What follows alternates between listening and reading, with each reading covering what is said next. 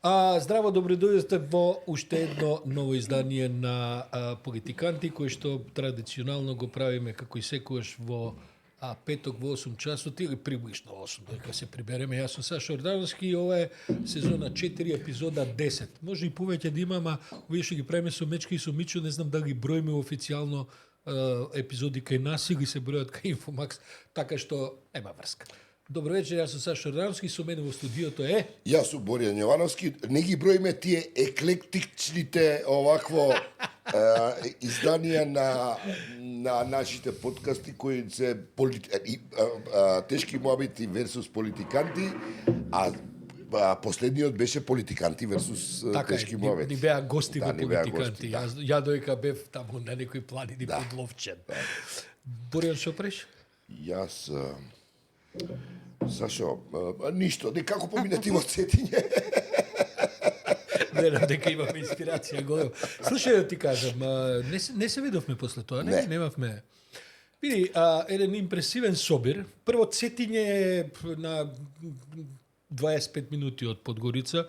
Има нов пат, мислам нов пат, тоа е направен кој знае кога, ама ја последен пат сум бил од тие детските екскурзии со гимназии со едно со друго, валда пред 30 години, тогаш беше потват да се стигне до Цетиње. Сега се стигнеш за 20 на минути.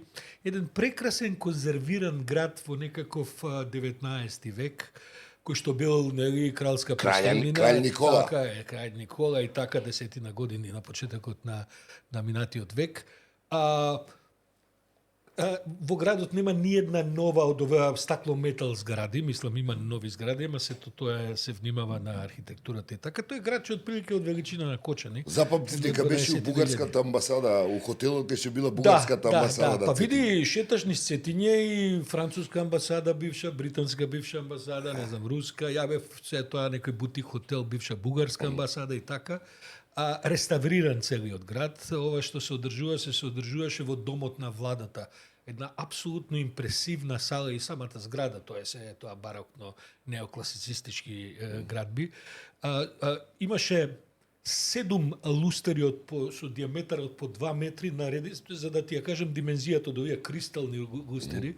Една сала кај што иначе се одржувале во црногорската историја и пред 100 години, и пред 50 години, пред 30 години, тука се одржувале многу историски настани на прогласувања, говори, почеток на разноразни иницијативи и така натаму. Добро, ова е мала туристичка информација за Цетиње, но конференцијата беше многу интересна, бидејќи се собра 100 луѓе, од кои 50 на странци и 50 на црногорци, да речеме. Едно многу високо ниво, да не кажувам сега од странците кои се беа, главно се тоа со исклучок на 3-4 активни високи европски функционери, се тоа бивши, не знам, бившата председателка на словачката влада, бившиот американски амбасадор во Загреб, бившата министерка за надворешни работи и така 1-2-30 и 2-30 друг тип на разноразни експерти. И се разговараше, се разбира, за европската иднина на Балканот. Тоа ме интересира. Дали го има тоа чувство, тој ентузијазам дека Црна Гора наскоро ќе стане членка? Значи, општиот... Или се скептични? Бидејќи до сега беше тоа со проширувањето, ќе биде, нема да биде. Наеднаш тоа овие последниве неколку месеци има една, како кажам, еуфорија ќе кажам, просто и во Брисел и во се разгорува и по Балкан. Само мал рикверт за да стигнеме до одговор. Да. А тоа е дека Црна Гора е многу поделена земја. Значи, тоа е скоро вака со нож про Србија и про Црна Гора, бидејќи таму има една маса од луѓе кои што сметат дека црногорците не постојат као нација и дека тоа... Го знаеме ние, тој феномен нели близок ни е, но дури и просрпскава варијанта сега кога велам во последните 3-4 месеци дава јасни знаци дека се заинтересирани Црна Гора да влезе во Европска унија. Особено откако Додик го нокаутира. И дека тие пипците на Вучич по лево десно по регион и мислам дека послабо. Москва во тоа гледа, бидејќи за тоа се разбира Москва во крајна инстанција и Српската црква, кој е главниот фактор на српскиот свет и на целата оваа радикална во одредени делови вака една крајно десничарска опција и така натаму. Мислам дека и Москва на крај има проценот дека и одговара Црна Гора да стане членка на Европска унија со вакво влијание врз црногорските влади, бидејќи на пример сегашната влада на Црна Гора има толку длабоко влијание од Белград и од Москва, тоа скоро како и кај нас. Сакам да кажам, еуфоријата постои. Реалните проценки се дека они негде околу 2030 година веројатно ќе влезат во Европска унија. Има оптимизам за порано, мислам дека 70% од присутните се согласија дека тоа пред 2030 не може да биде заедно со Албанија. Се разбира, се разговара различни контексти и така натаму, но Боријан, морам да ти кажем, ја без 2-3 дена во Цетиње, Македонија спомна еднаш. Јас имав настап, беше посветен на нашава државичка. Македонија воопшто не се спомнува, значи не е на ничија листа на приоритети, не е на ничија...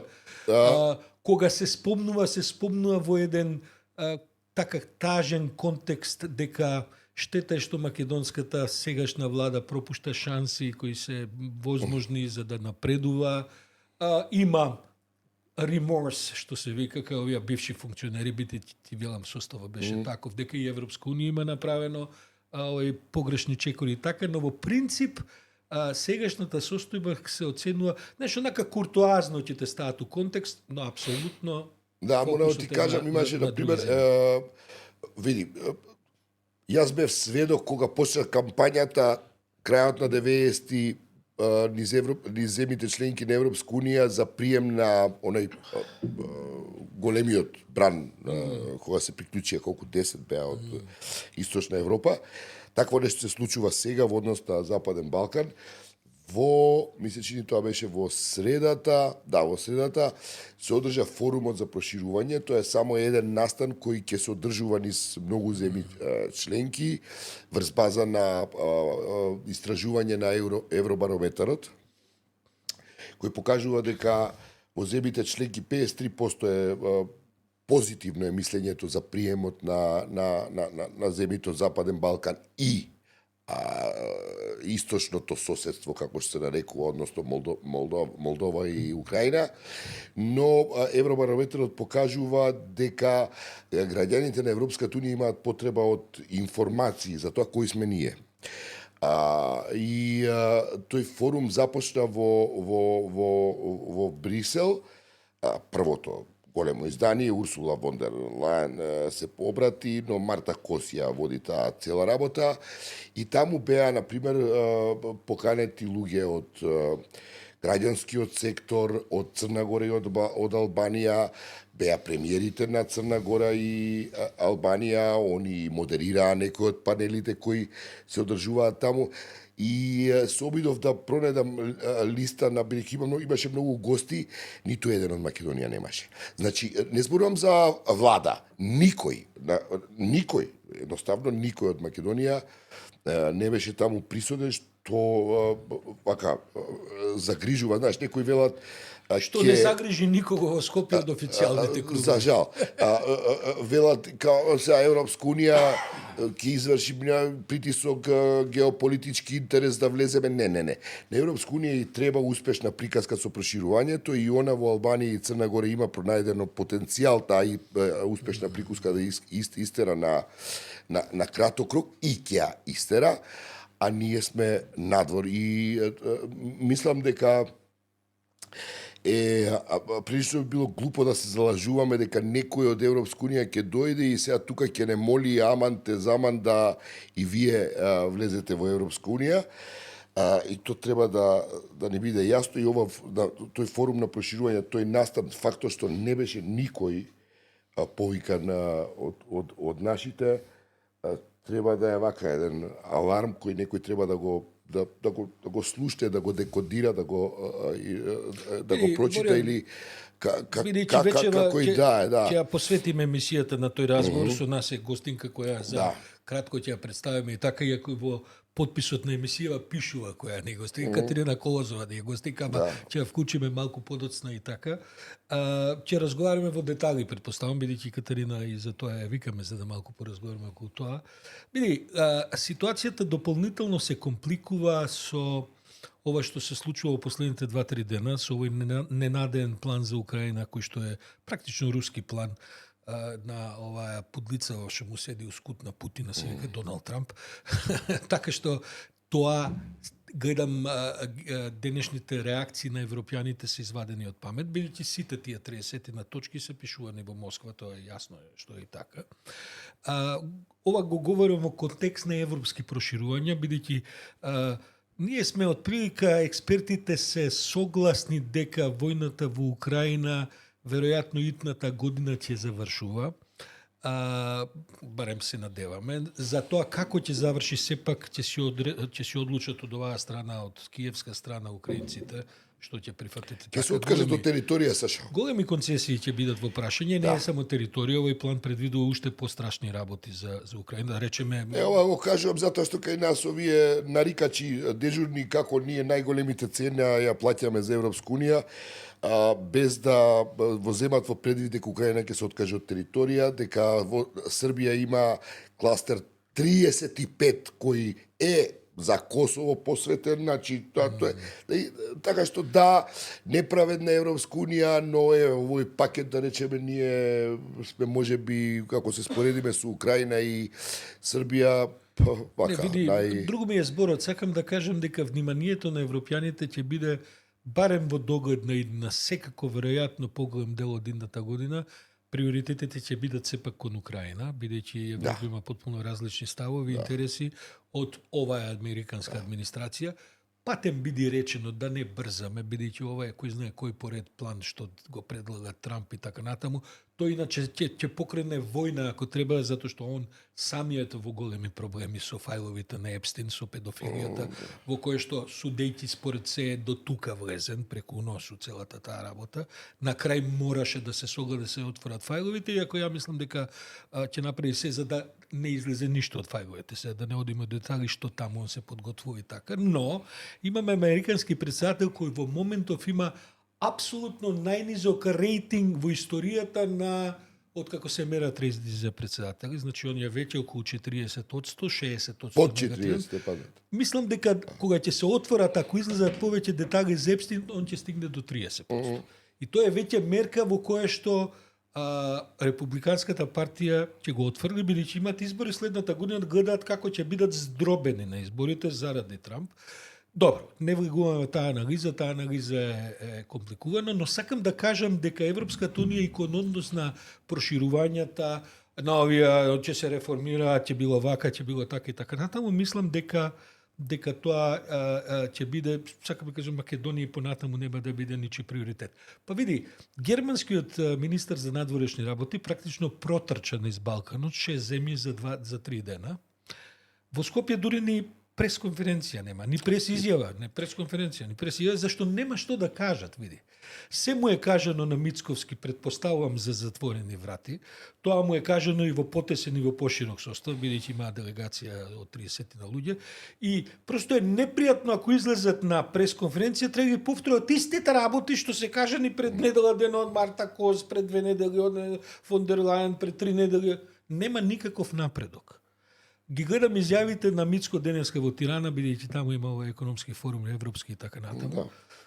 Види, човекот лаже суши. Мислам, таква една пропагандна позиција у која што каже лупета глупости, дека еве ние заради изборите малку касниме со овие реформи, ако ќе тргнеме, па тоа има сведа.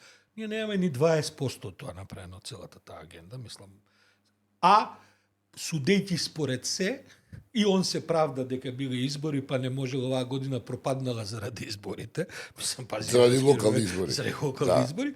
А како што мене ми се чини, ја да сум на местото на Мицко, идната прогат би правил воредни избори, парламентарни. А види вака, значи, отиде идната година околу реформите пред изборите, значи вака, во кеш да ги квалификуваме. 17 милиони доби Македонија, 100 милиони доби Албанија од планот за раст, кој се доделува според тоа како ги тераше формите. Германската амбасадорка гледа една фила реплика му направи околу ова одлично интервју имаше кај Васко, да. со судството. Види, значи неговиот однос е очигледен, он сака да наметне контрола на судството, тоа е прочитано од сите страни, и од домашната експертска јавност која знае колку знае. Секоја чест, уште еднаш ќе повторам, зона соопштение од судски совети од Врховен суд, каде што му се спротивставија многу директно, укажувајќи му дека он не е никаков надреден на судството, дека и постои јасна, нели, поделеност на тие власти.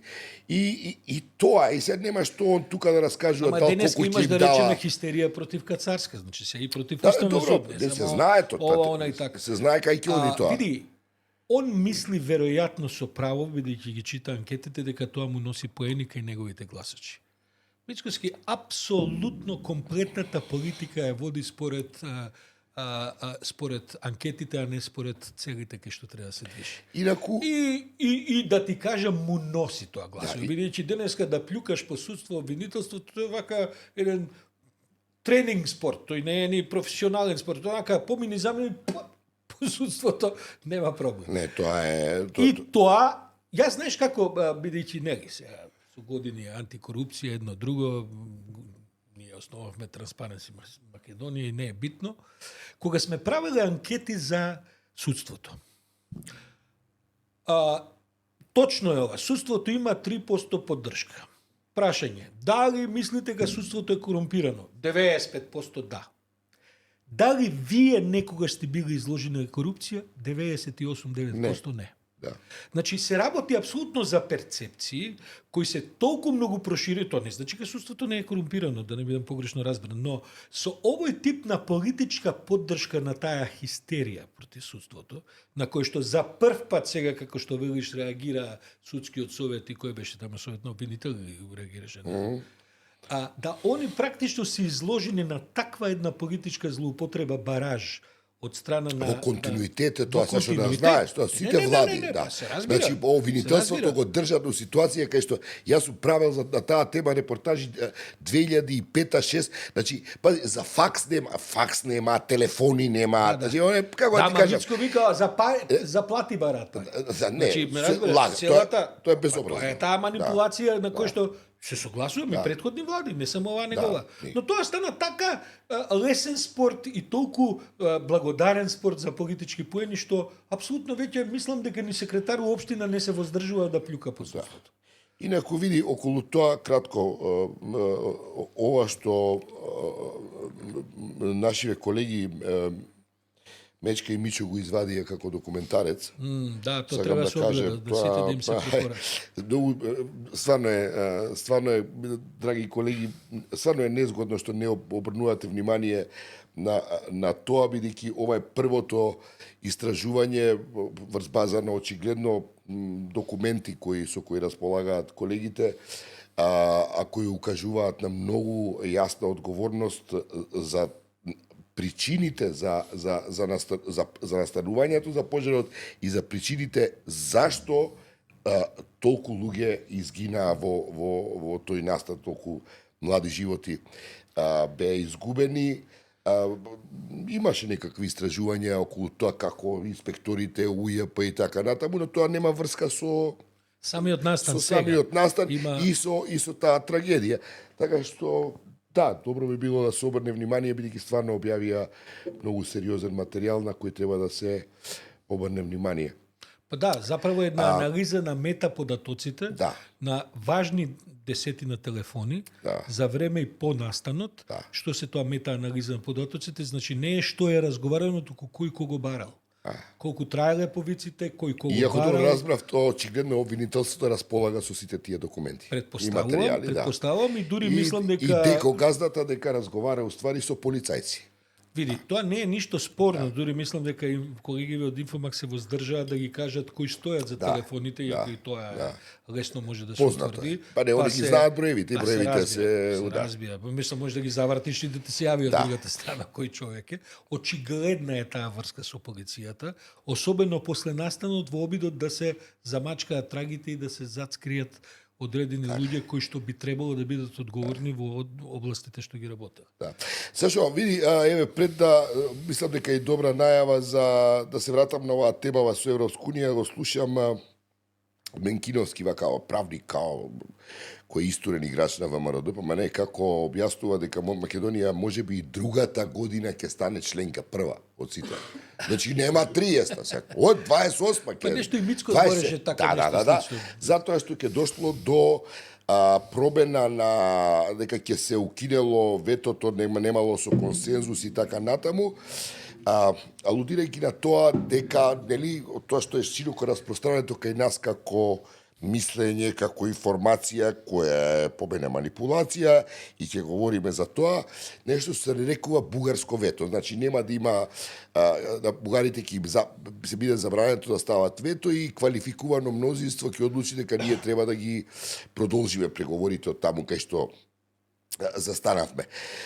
Значи, да, бугарско вето практично не постои. Бугарско вето е една како кажам, една манипулација со која е широко распространета и с која за жал огромното мнозинство на граѓаните во Македонија се жртви на таа манипулација и мислам дека е ова изворедна вака шлагворд за да ја најавиме нашата гостинка со која би прешле на таа тема, затоа што она има многу екзактни и емпириски овакво наоди кои ќе го докажат ова што сега го зборувам околу таа лага за известно бугарско вето. Значи, наша гостинка е нашата драга, можам да кажам слободна и пријателка, да, со која се пака гордеам што ми е пријателка, Катерина Колозова. Да. Катерина, добро вечер. Здраво, Сашо. Па еве да почнеме од бугарското вето. Добро, аз сум ја присутна од Бугарија. Не, бугарско вето. Има или нема бугарско вето. Подсетам дека ја имам педигрей на северџанка, така што не само бугарофилка. Ова е конгрес на да не бидам тука дежурниот пробугарски глас. Кажи, Катерина, објасни го контекстот. Што се занимавате, кој е проектот? Да, сега ќе кажам за проектот, него на Борјан да одговорам прво. Да, уствари може би со објаснувањето на проектот на некој начин ќе одговорам на тоа прашање. Да, една од мистификациите е дека има нешто што се вика бугарско вето, инаку сега прв пат го слушам ова. Ама се изнаслушав многу работи изминатата година. Особено затоа што на таков систематичен начин собиравме клучни зборови кои што најмногу се јавуваат во нашиот јавен говор, јавниот дискурс. И ќе те прекинам. Може да го објасниш малку контекстот на истражувањето на кое работевте, како, од каде, што? Да, сега ќе го објаснам тоа. Значи станува збор за истражување кое го почнавме на почеток, пролет некаде му доаѓа 24-та, беше нарачано ја бев поканета од една мултинационална, ама во случајот германската експозитура, да ја наречам, канцеларија на таа институција, истражувачки институт, Институт за стратешки диалог. Нивна специјалност е анализирање, мониторинг на медиуми и последниве години мониторинг на електронски медиуми, значи онлайн медиуми. Истражувањето во кое ме поканија тогаш да учествувам, тоаш многу малку знаев и за кој е нарачателот, само со институтот разговаравме и кои се нивните очекувања, после кој го нарачал, што се очекувањата, од кои мотиви, значи која мотивираност е многу битна да се нарача такво истражување, е направено тоа истражување. Тоа го дознавме на крај, кога требаше да ги презентираме резултатите, значи после една година. Се работеше за следново, значи требаше да се истражат во прв момент, значи ние моравме да шетаме малку, да правиме moving post цело време со целта на истражувањето, затоа што Македонија и Србија не влегува комплетно во калапот на истражувачкото прашање.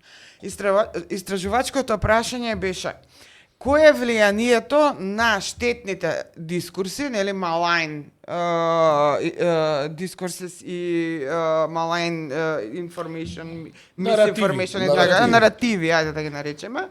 Малигни, штетни. Малигни или штетни, да. бидеме, Наративи кои доаѓаат од Русија и евентуално Кина. Затоа што прорускиот сентимент веќе бил забележан, моја предпоставка. Така беше поставена тезата. За на крај да мораме да го редефинираме истражувачкото прашање, што е тоа што го креира анти-ЕУ сентиментот, кој што едноставно се поклопува со руските критики, руската реторика, руските наративи за тоа зошто е ЕУ вавилонската блудница и така натаму. Се најлошо. Да, затоа што и вредносен систем предпоставува кој што е контра конзервативниот, авторитарниот и така натаму на Путин. Тоа што го откривме прво, значи реков... Катерина, може ли само да изчигам гледачите што прашуваат? Катерина Колозовски, универзитетски професор. Да. Ти си филозоф по да. едукација и така натаму. Работиш во Институтот за социјални и општествени хуманистички науки. Така е, и си особено експерт за джендер прашања и сето тоа. Не, луѓе упорно ме врзуваат за джендер, дека бев една од првите што почнав. Автор си барем на едно кој знае колку публикации, изданија и така натаму, редовно во најрепрезентативни меѓународни списанија. Јас тоа го знам. Не само списанија, книги повеќе, затоа што е филозофија во прашање. Па да, ама не тие книги не се баш феминистички, сите се политичка филозофија. Така, малку да те сместам во контекст, бидејќи гледачите по големиот број не знаат со кого разговараме. Да, сите се прашуваат зашо не се занимавам уште со джендер, туку разговарам на секакви теми. Вакво, сега можам да објаснам зашо разговарам на секакви теми, особено оваа тема. Прво, филозофи се занимаваат со политика и тоа како. Правевме мојабет за Трамп, го спомнавме Путин, ајде да се сетиме кои се последните интервјуа во Financial Times, еве во Financial Times пред 2 месеци интервју The Philosopher King позади Доналд Трамп и тек олигарсите. Ник Ланд, тој човек кој што го познавам лично, вакво, кој е зад вакво Путин, Дугин. Филозофите се плеткаат во политика и тоа не е необично. Во Македонија? Може да се сетам. Кооперација. Не знам, Мирка Велиновска на времето напиша дека штета што во Македонија немало пристоен филозоф за да просветаме како држава. Добро, значи да, ама инаку на дневна база се занимавам затоа што институтот кај што работам првенствена дејност му е анализа на примената политика, значи policy studies. И ја може би предавам филозофија на право, политичка филозофија, ете и джендер предавам. Иако главниот предмет што го предавам е епистемологија на општествени хуманистички науки. И таму се баш тие методолошки прашања, таму баш се занимаваш со техниките на истражување и тоа е наука што ти овозможува во ова време на интердисциплинарност да одиш да преминуваш од една во друга дисциплина на некој си издржан начин, научно издржан начин. Да кажеме за гледачеве што не гледаат. Да преведеме. Епистемологија е во суштина методологија за тоа како го стекнуваме знаење. Да. Зошто знаеме, како знаеме, што знаеме дека не знаеме, зошто знаеме дека не знаеме. И сакам да кажам, бидејќи ние доаѓаме од академски звери па знаеме, но тоа е во суштина едно од најдлабоките, да кажем, основи на секој културен модел. Бидејќи културните модели не размислуваат исто. Да. Но знаењата не доаѓаат исто. Има за тоа многу. Бидејќи па јас социолог сум. Па нема, тоа е така. Сакам да кажам со суштински прашања се занимаваш като. Уште од Фуко, нели знаеме, дискурс е моќ, а моќта е епистема. И сега, ја директно прашам. Нарачката е од Министерството за надворешни работи на Германија да истражите наративите на Балканот кои ја подкопува, односно кои се спротивставуваат на овие проевропски наративи. Во Македонија, да почнеме со наодите во Македонија, еве на пример со наративот за бугарското вето. Вака се, апропо бугарското вето, ја би почнала всушност со францускиот предлог. Значи, сакам да кажам нешто што веројатно ќе звучи толку контраинтуитивно, толку спротивно на здрав разум, што се во чет веројатно ќе почнат да пцујат. Ако излезете надвор од Македонија и почнете да им зборувате на луѓе кои што се разбирате во Париз, Берлин, Виена, кај сакате, Белград, не Белград може ќе знаат, за француски предлог, луѓето ќе се чудат за што зборувате.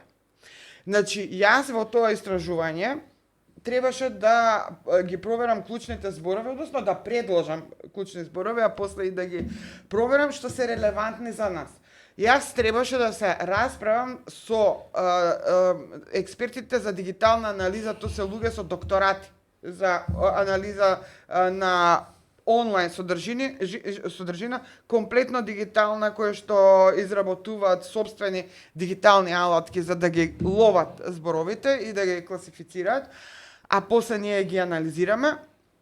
Јас со нив требаше да се расправам што поѓаволите ми е тоа француски предлог, затоа што они има листа, има истражано, листа на теми, има истражано што е регионов, што сум запнала.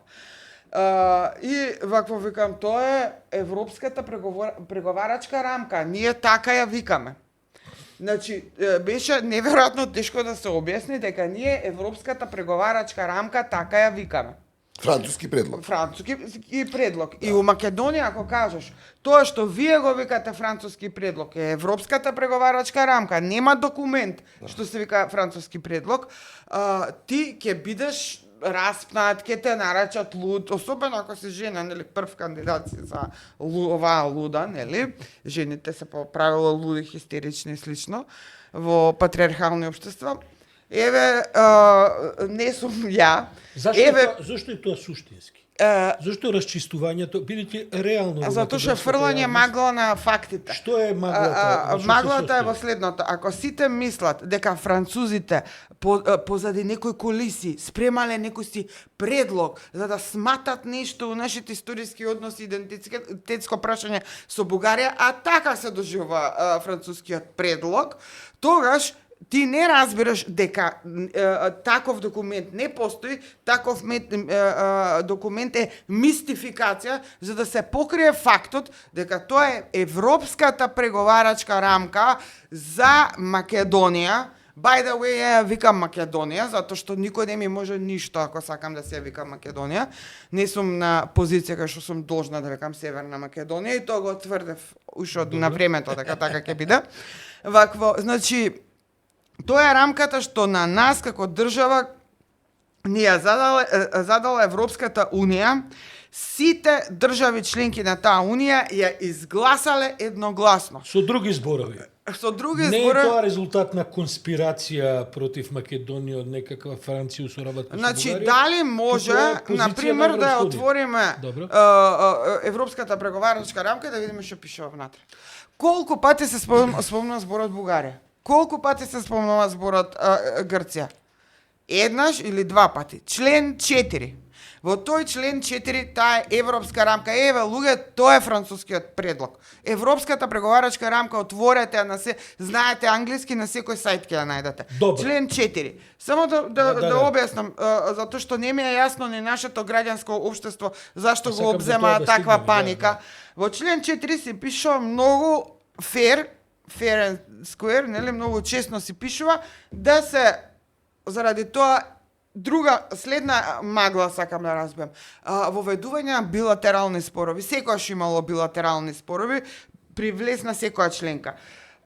Нашиот критериум од член 4 е под фундаменталните критериуми, всушност под копенхашките, во основната категорија спаѓа, а тоа е да покажеме способност за добрососедски односи.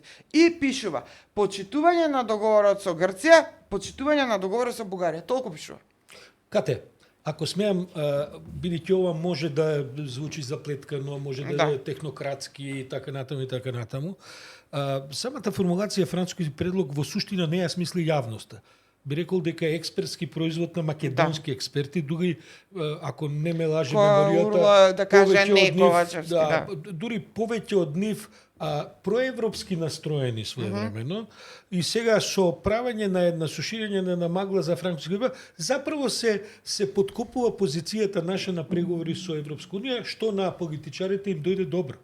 Бидејќи имаат изговор, бидејќи е конспиративна атмосферата, значи ние сме прво жртви. Кога сме жртви, сега можеме веќе на емотивно ниво да разговараме. Само на емотивно нема се разговара. И така. Сакам да разоткриме зашто ова го збориме, дека не е ова сега нешто дека ние ова браниме ти ова, е многу добра поента. Вчера баш размислував зашто треба да разговараме и дека можеби една од клучните работи која што треба да ја загатнеме е дека само емотивно се разговара. Само емотивно. Па ја би рекла и од двете страни, а тука ни СДСМ не би земала ни една форма на политичка организираност пред се партија. Овде на некој начин и граѓанското општество е според мене форма на истото, само невладено. Вакво нема во оваа земја која што на оваа тема не е пристапува чисто емотивно. Како се случи, Катерина, бидејќи си ти сепак и учесник и сведок и действителен елемент во македонскава атмосфера на овие теми и така натаму, како се случи некако дури и најголем дел, поголем дел од влијателната граѓанска заедница да се склизне во тој понор на емотивни, шпекулативни, конспирацијски разговори и така натаму, меѓу кои видни, сега да ги спомнуваме по име, мислам, големите експерти за ЕУ, да. Од 2-30 проекти на Европска унија и така натаму. Да. Како се случи, зошто се случи тоа? Имаш ли твое некакво значи, јас стварно не знам. За цело време се прашав. Единствениот човек што ме викна да го објаснам ова е Борјан во емисија. Не знам на која телевизија беше тој. Пошто бев на Zoom. 27 као. Ама ќе не распнеа сите и го памтам као едно бунило само тоа. Да. И вакво и толку беше и мислам дека бевме само и ја и Љупчо Петковски што се трудевме нешто да објасниме, другите сите беа на иста линија. И мислам дека после тоа сите се повлекоа и практично јавноста се препушти на таа една како едно цунами на емоции во кои вистината тотално се изгуби. Политичка еуфорија. Значи, сакам да го кажам следново, не знам, тоа беше толкав консензус што мене не ми беше разбирливо.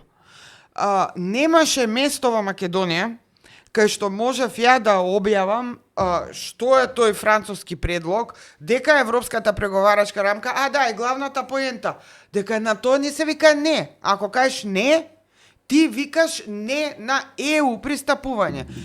Сите овие така наречени експерти урлаа по мене, дека јас сум ја немала експертизата на добро познатите експерти за ЕУ. Кои добиваа пари од Европска унија. Да, со години. Нивната експертиза и длабочина на анализа се состои во познавање на процедурализмите, кои што by the way секој ден се менуваат, наместо разбирање на политика. Зашто Франција удри како што удри таа година и зашто реши така да не реши? Во таа смисла имало некаде некој предлог, нели, затоа што Франција тогаш беше председаваше со ЕУ. Може ли ќе дозволиш да фатиме хронолошки? Да. Јас како го разбрав францускиот предлог. Францускиот предлог е практично компромисот кој е постигнат со договорот меѓу Македонија и Бугарија. Бугарија со нивната рамковна позиција имаше испорача голем број многу на барања. Многу пострашни барања беа, да нема македонски јазик, тоа фусто, све тоа. Да. И во таа кавга улетаа прво португалци, не знам, имаше разни и на крај французите излегоа со тој предлог, каде што целата работа се сведе на тоа дека треба да влезат Македонија да се согласи да влезат бугарите во уставот, заедно со хрвати и црногорци, ако не се лажам. И со тоа се надмина спорот меѓу Бугарија и Македонија. Идентитетскиот. И во тој момент францускиот предлог практично кој и го надминува спорот станува европска преговарачка Така, да. рамка. А овдека се прогласува точно како така. детето од Катран. Да. Вакво, значи Извини, само кажи. гледачи ве прашуваат каде може да се најде истражувањето. Дали е тоа Па јавно? го има Добро, онлайн може да, да се овде најде. ќе го пишеме во Волко го коментар. има линкот, ќе го може да го закачи. постирате Инаку да го работам на кажете. еден подолг фелтон во Да. кој ќе Со тоа што е на англиски, ама ја верувам дека повеќето од вашата публика е течна во англиски, не и чита на англиски без проблем. Да, во право си и добро што ја направи оваа дигресија, значи некој си предлог француски некад имало во тие преговори, нели да се најде чара за да се дојде до преговарачката рамка. Некој некому некаде нешто предлагал, ама тоа не е овој документ и тоа се разговори, моја претпоставка е како да се надмине она вето де факто од бугарите, така? Онаа блокада на Во тој процесот. момент. Да, во тој момент. И по мене, ја заради тоа, Да, тогаш за мене, тогаш беше францускиот вето предлог бугарско.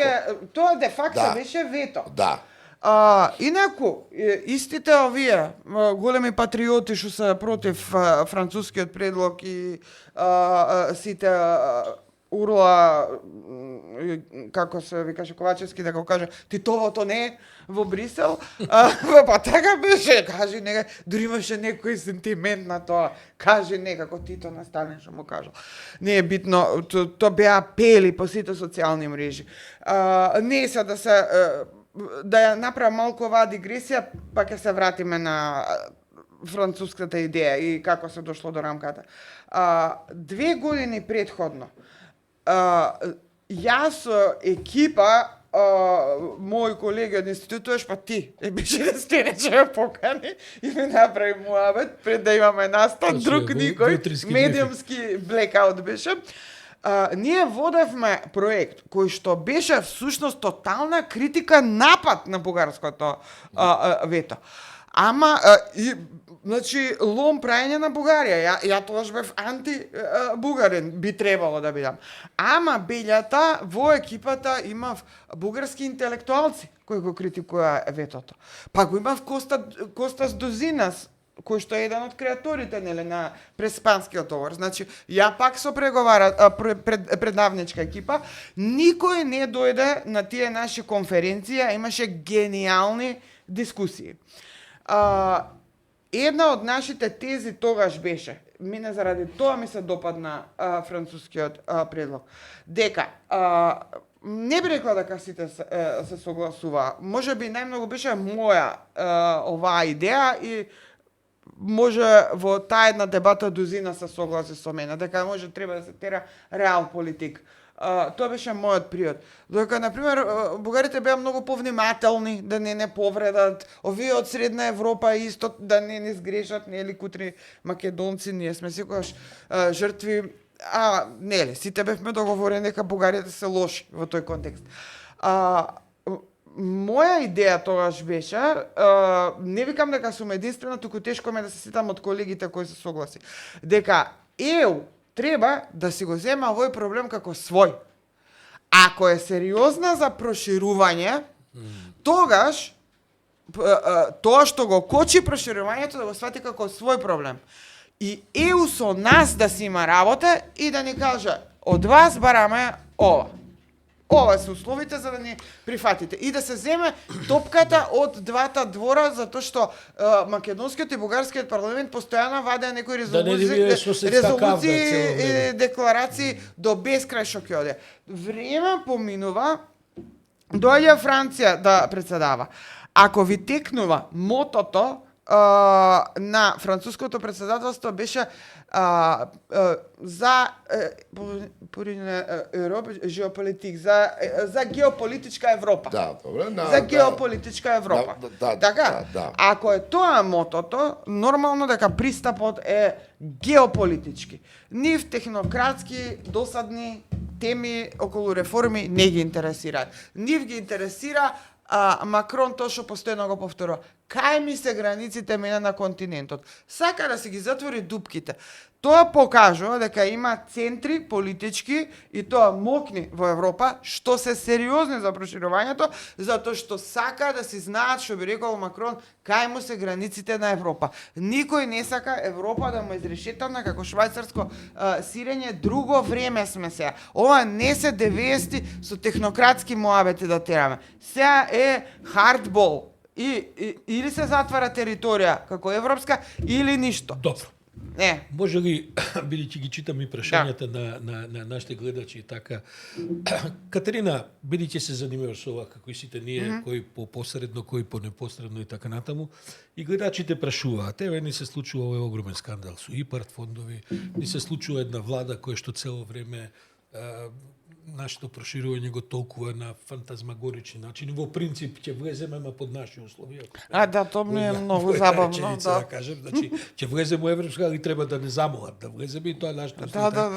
Кај мислиш дека оди сега држава? Сега ти поставам политичко прашање. Мислам дека е во лимбо, дека е без компас, дека никој не знае више кај оди, дека владе на таква летаргија, дека све живо ема кренато раце, освен вие тука. Што е агендата на овие експерти кои се најдоа сите околу Мицковски, околу Гордана Силјановска, да. Па нема Па грант. ги нема во јавност. Па нема грантове се више. лоцирани се. Да. Што е нивната агенда? Што ги советуваат оние овие? Не Не знам. тоа луѓе кои не Ја знаат. не сум ги видела одамна тие луѓе. Оние што сум ги видела се отворени ВМРО-вци и отворено критикуваат и јас со нив немам проблем затоа што знам на што сум со тие луѓе.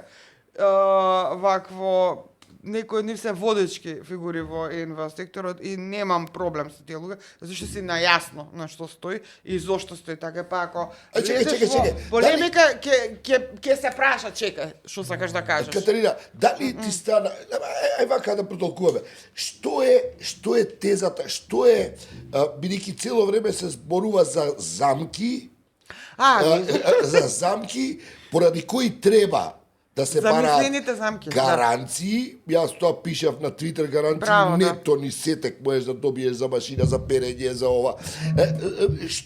Што разбрат, што е, кај се замките на Не знам, тоа е колективна психоза. Значи ти ако седнеме сега сите да замислуваме, што, замисли оваа држава е на зграда и сега сите живееме во неа и замишляме дали има духови, дали утре ќе се појави убиец, како да се заштитиме од потенцијалниот крадец после 3 месеци кој можеби ќе се појави, а можеби и не. Од прилика на тоа ниво ми се мене прашањата. Ако сега ја ги признавам бугарите во устав, од кај знам што ме чека после? Извини, само ова сакам да го кажам. Пошто се враќаме на првото прашање на Сашо. Како тоа сите они не разбраа? Ја почнам да се прашувам дали не разбраа или се прават блесави, пошто има позната изрека кога си гаслайтиран, кога 3 пати треба да го повториш очигледниот и здраворазумски одговор, а другата страна као не го разбира. Вакво, на истите тие луѓе, еден куп амбасадори, европски амбасадори, им вика, добро, еве, и да нема гаранција за ништо. Стигне до следниот агол, па повлечи се ако не одговара. Нели е добро бугарите да се признаат устав, затоа што вие се сегирате дека идентитетот ви го загрозуваат, дека викаат дека сте ист народ. А ако ги признаете, еве, не сте исти народи. Што ви е проблемот сега? И тогаш почна наративот, тоа е стварно сајоп некоја операција, тогаш почна наративот, а од кај знам ја што е следно? Јас стварно не знам што да одговорам на тоа. Пошто никој не знае што може да биде следно. Да, јас само две работи сакам да кажам. Ти спомна ова за Цетиње средбата. На оваа тема, откако почна маката со францускиот предлог, така наречен, луѓето... исто, нели не смеевме да кажеме никако дека се формално почнати преговори. Да, формално се, стварно. Штом имаш рамка и шум се одржал прва меѓу владина конференција, формално се, де факто не се, пошто не отвараш поглави, но формално се. Затоа имаме и преговарачка рамка најпосле. Вакво, туку сакам да кажам за 3 средби што беа Четам Хаус и кај што имав Четан прилика хаус, да објасниме, Да. се средби кои што не може да бидат јавно цитирани, односно тоа што е разговарано не може да биде атрибуирано на спикери. можеш, одредени но луѓе. има право да го делегира. Така е, ама добро, коректно да. е дека правиме муабет, ама не кажуваме Добро, кој што е. еве нема да кажам како се Джентълменски, вика, еве нема да кажам како се вика, ама бев на таква Четам Хаус средба во Париз и разговаравме сите ние, имаше и истакнати членови на нашаво граѓанско општество. Мене никој од овде не ме предложи, мене мора да ме предложат од институција европска да присуствувам таму. Инаку немаше да присуствувам на таа средба и разговаравме со човекот што го напиша. Мислам, не беше само за Македонија, за све живо беше, ама тоаш Македонија беше актуелна и многу емоции имаше и се разговараше многу за тоа. Разговаравме за човекот што го напишал предлогот. И- Така го да, знаете, да. нели? Всушност он не го ни крие сега тоа. И шо, да. Вакво Што он објасни? го објасни, ова ја и ти што го збориме. Ова ја и ти што го збориме. И дека он не сваќа веќе што е работава и дека он не може више ова да го слуша од овие а што после, а што за таголот, дека не одбива да го слуша, затоа што мисли дека за тоа се крие просто само несакање да се влезе. Зашто не сакаме да влеземе во ЕУ? Зашто нашите елити, дури и центар лево елитите не сакаат да влезат во ЕУ, за десно па да не правиме муавет, како да има консензус на сите страни, не му беше јасно. После во Париз European Council of Foreign Relations ме покани на средба. Исто беше Четам Хаус. Исто. Германец, важен за Западен Балкан, ќе тоа знаеш се на више тие кого луѓе, да. мислам. Го знаеме, да. Да, истото го кажа. Не сакаат ни едните, ни другите. Имаше Зашто? Не знаеме. имаше еден Или знаат, момент ама ја не кога знам. бугарите и беа во добра скоро позиција да го Више освојат никој не тоа, ги прашува бугарите ништо. дека бара да македонски јазик оди со фуснота во која они подолу ќе стои дека они го признаваат.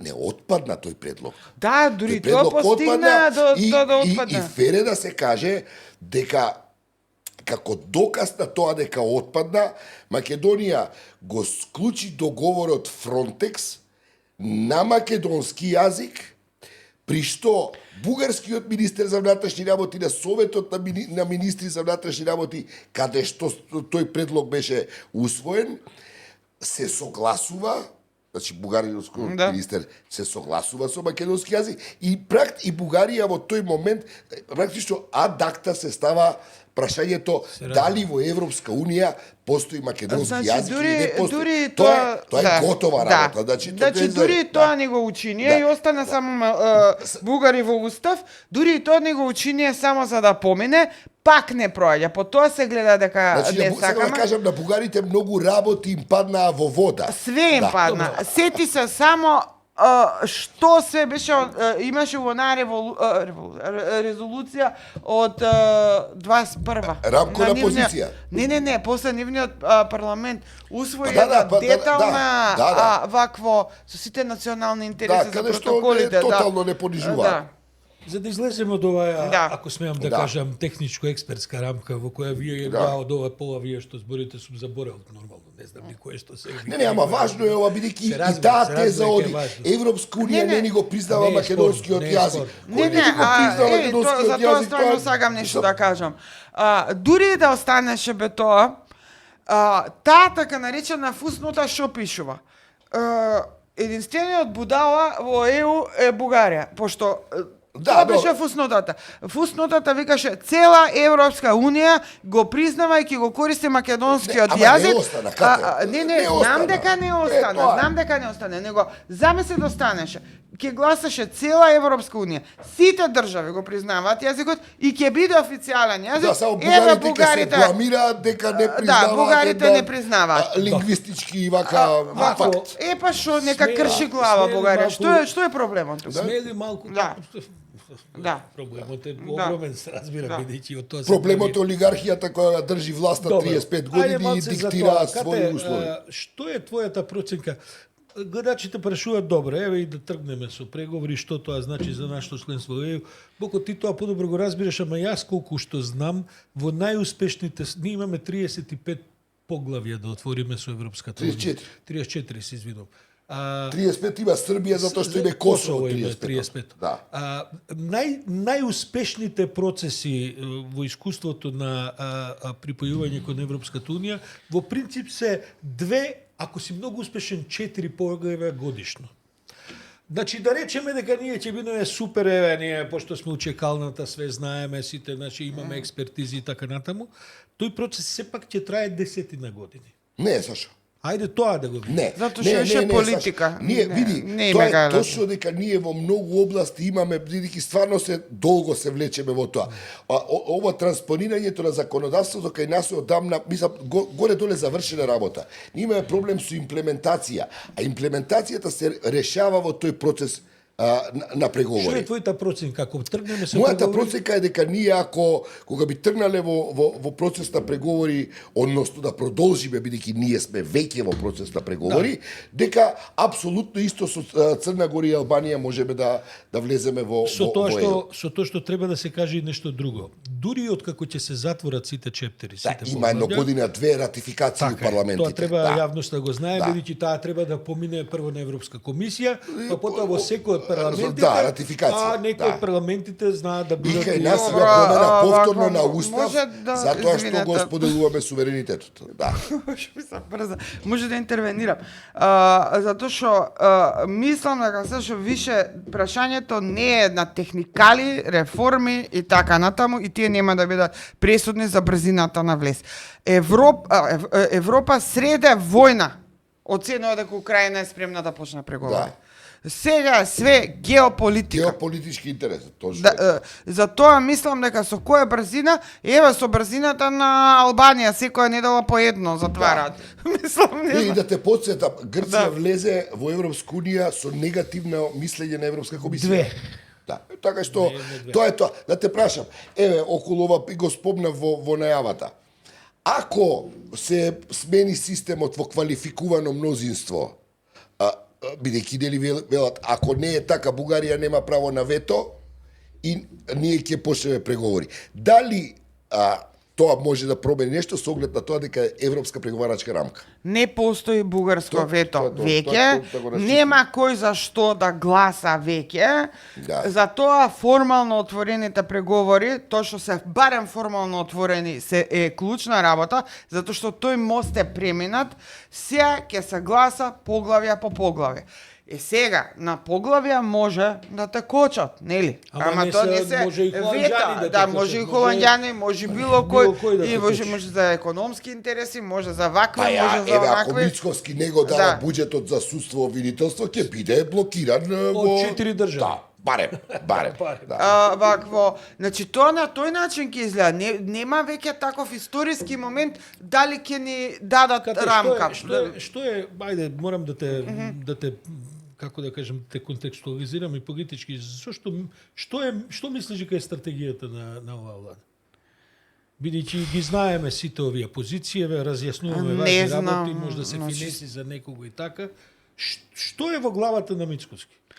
Не знам, ја Очигледно дека он мислам е дека човекот што го креира тој процес. вакво не само он, целата наша политичка елита, иако вакво некој дел од лидерството на СДСМ по цена собствена пропаст ги турка овие процеси, ја не би рекла дека и во СДСМ имаше апсолутен консензус за ова прашање, за прифаќањето на рамката, така што ја мислам дека се сите у истиот бабл, дека се сите во истиот меур, дека сите сакат да живеат во таа некоја инерција на таму на хоризонтот е можда Европа, можда некој грант ке капе од овде или од онде ако пак заличиме на добри ученици или не, ама крајна линија на нас стварно и не ни треба нешто особено. Тоа значи ли Европа. дека сме во една антиевропска психоза?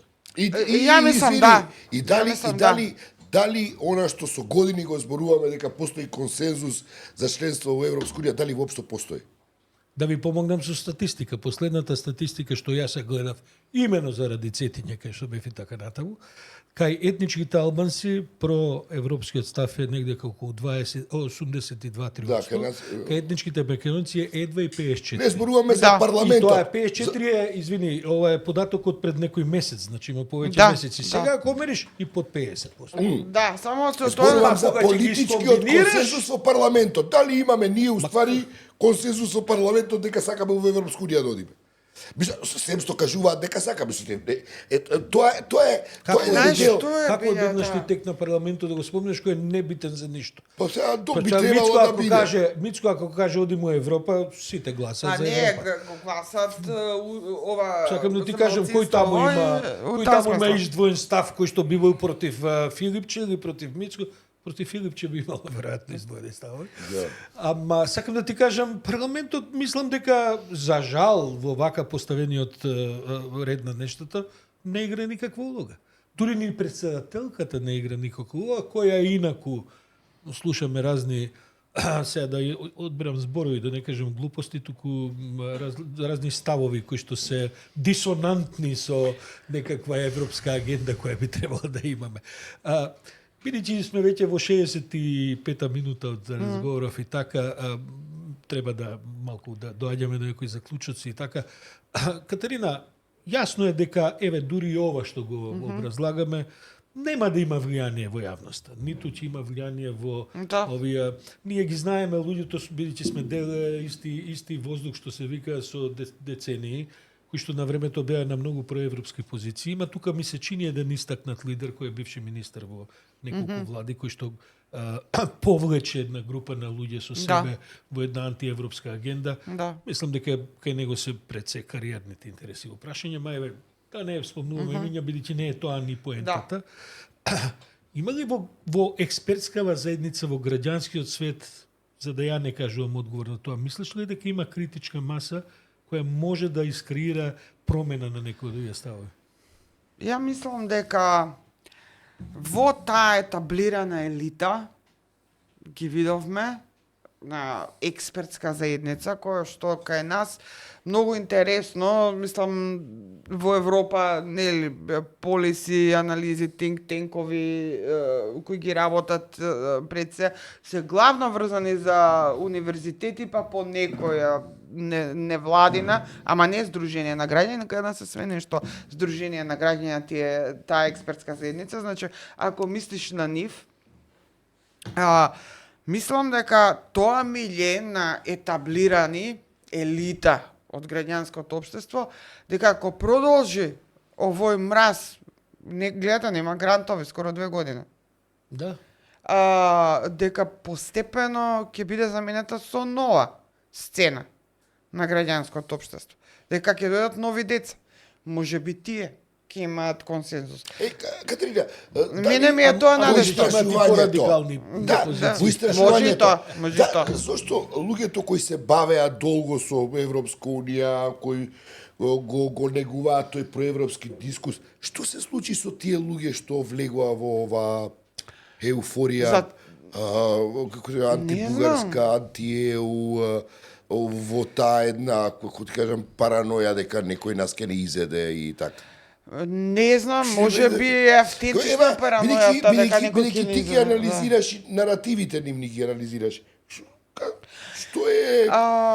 Значи, многу беше интересно во анализата дека ајде, тој министер што нема да му го спомнеме името, the one who shall not be named и некои други, им ги анализиравме интервјуата, колумните и ги споредувавме со отворено проруски автори. Тоа е квалитативниот дел на истражувањето, нели Сашо не ќе многу техникали да вливам, ама да кажам, имавме 15 клучни зборови и ги ловеа за да видат дали се релевантни и после гледаме на кој начин се градат наративи. А наративите се направени од тропи, нели turn of phrase, како коинцидираат со руски наративи. Комплетно, структурно коинцидираат.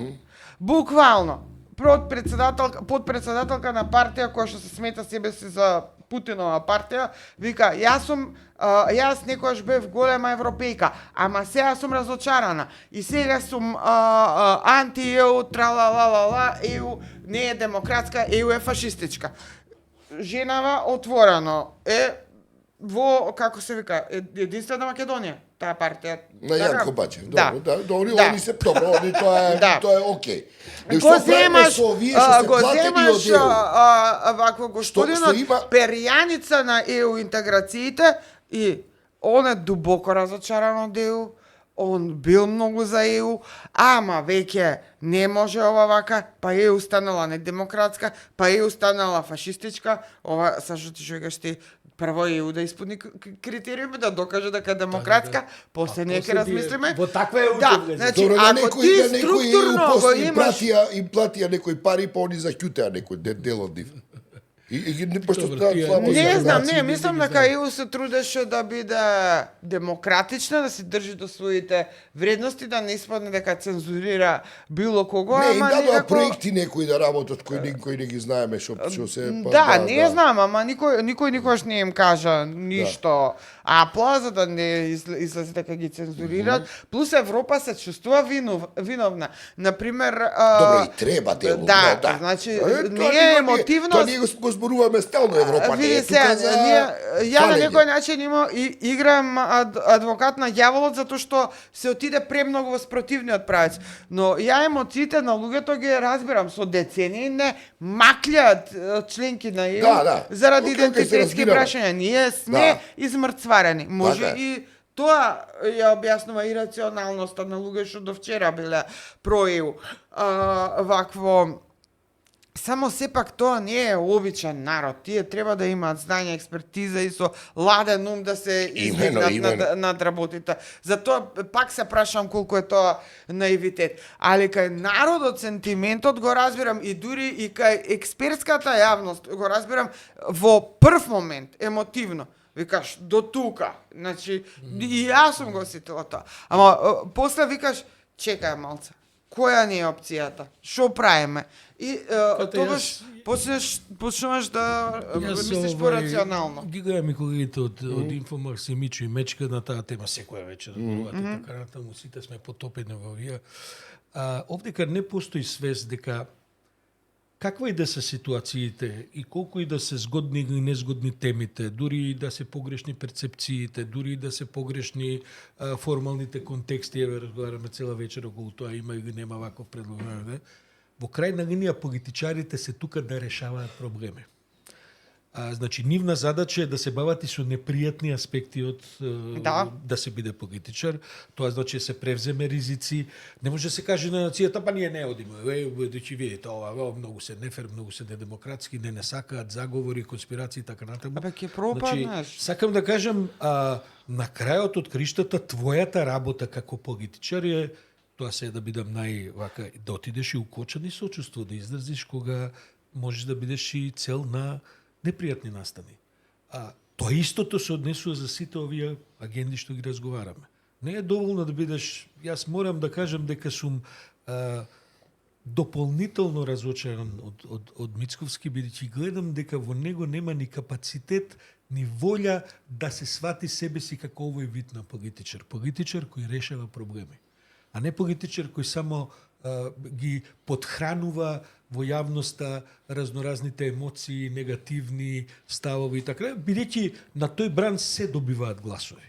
Тоа сите ние го знаеме дека кога се емоциите во прашањето се по-силен политички аргументи и муниција отколку рациото.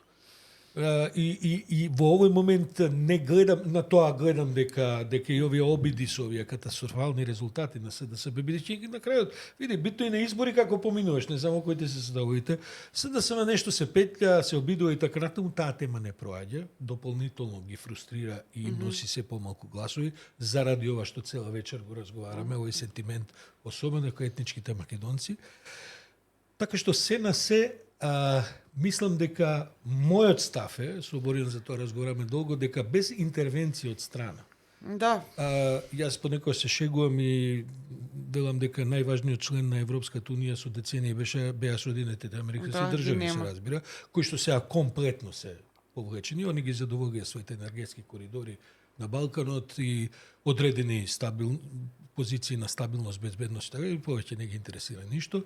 Во Европската унија има толку многу други приоритети и Не знаат што да прават. Не знаат што Зашто да извини што прават, те да, па прекидам. тоа Ова е сакам да исто битен податок за крај. Се знам дека треба да привршиме, ама не е дигресија, ќе бидам кратка. Значи лани во Берлин на она ГДАП средбите исто затворени пак Четам Хаус.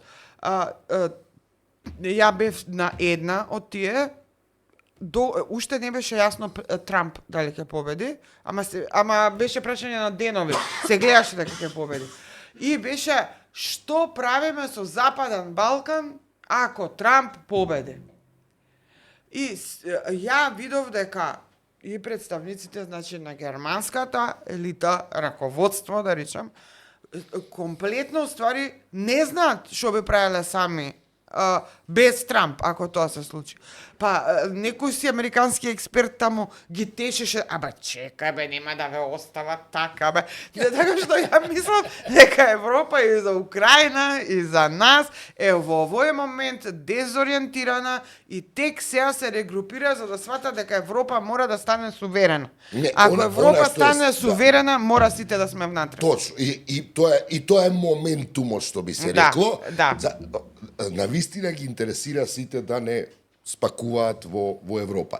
Прашањето сега како да се дојде до тоа во едни вакви овие внатрешно политички констелации како кај нас, тоа стварно јас не знам, бидејќи мислам дека ова што е политичка елита кај нас, тоа не го разбира моментумот геополитички. И во таа смисла ова на СДС кои као се проевропски, ама не се затоа што тоа можеби не е популарно. И што е катастрофална политика. Да, тоа ни риба ни девојка што највише не пропаѓа. Не проаѓа. Да, апсолутно. Мислам дека е пофер да речеме против сме. И во таа смисла кај нас недостасува една дебата во која можеби ќе заклучиме, добро, ние не сакаме во Европска унија. Имаше един коментар на мој статус, гледа, а што и фали на Јапонија што не е во Европска унија?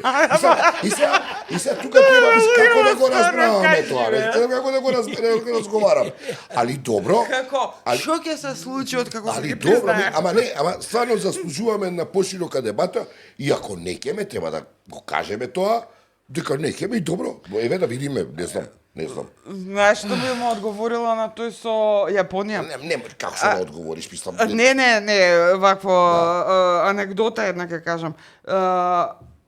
Амбасадорка на држава која што е неутрална, да речеме, на неа и викаат нашиве некогашни пријатели, ние треба да бидеме комплетно суверени, ние имаме право на комплетна сувереност. И амбасадоркава вика, па ни ние не сме, се бога да држи, комплетно суверени.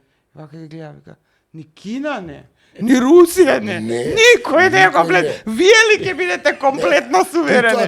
И кај нас, како да владе идеја дека можеш ти да биде комплетно суверен и дека не можеш да... Тој суверенизам на Најджел Фараш, кои ги побудале британците, излега од Европска унија, не знаат кај се наоѓаат, се има тотална криза, а Најджел Фараш бара германско државјанство. Кој е Европска унија? И е платено од европски фондови, бидејќи беше... стварно барај, не знам. Да. Тоа се тие манипулации со као Европска унија, што ќе ние суверенисти, при тоа Швајцарија нема некако. Влегува во она е веќе во Шенген, она соработува во Хоризонт програмата влезе сега Швајцарија, практично во еден поинаков начин на интегрирање во целиот систем. Мислам, не знам што говориме. Ти благодарам што уште поише замативме во ова. Како така сме? Еве можда во почеток на дебата која ќе биде пошироко општеството и така. Види, на нас да кажеме како е. Мислам дека со нашето искуство од следење на овие процеси фере да кажеме како е, па сега се разбира. Кој како ќе не разбере. Тоа ни е работата. Да. Благодарам уште еднаш, Катерина. Ќе се Фала. видиме следниот пат кога ќе Фала имате и на вас. Јас истражување. сум фан на Инфомакс. Донирам по време на... Ти благодарам и во некоја друга прилика, па за некоја друга тема, бидејќи има што да се Да, разговара да. со Катерина секогаш. Фала ви на двајцата. Ајде, Борем те. да ние следната емисија, следниот петок, биде јас нема да бидам во Македонија, веројатно во четврток ќе ја снимаме, па ќе ја пуштиме во петок. Така се договараме Да. нешто? Добро, за да не биде пак по зумови и така натаму. Туку ќе ја снимеме веројатно со гостин во Да четврток. видиш како, па ќе пуштиме. како е тешко тоа онлайн, не е лесно, така? Не, никако. Што ми фаќаше се Никако, и ако ме никако. флето во онлайн, да. Ви благодарам Да. за вашето внимание и за бројните коментари што ги имаме. Да, и во оставаме на Мечка и Мичо, кои веројатно и вечерва ќе имаат интересни работи. Така е, останете со Инфомакс, а гледате ги Политиканти и на нашиот сајт на Политиканти и на Инфомакс. Пријатно и довидување. Довидување.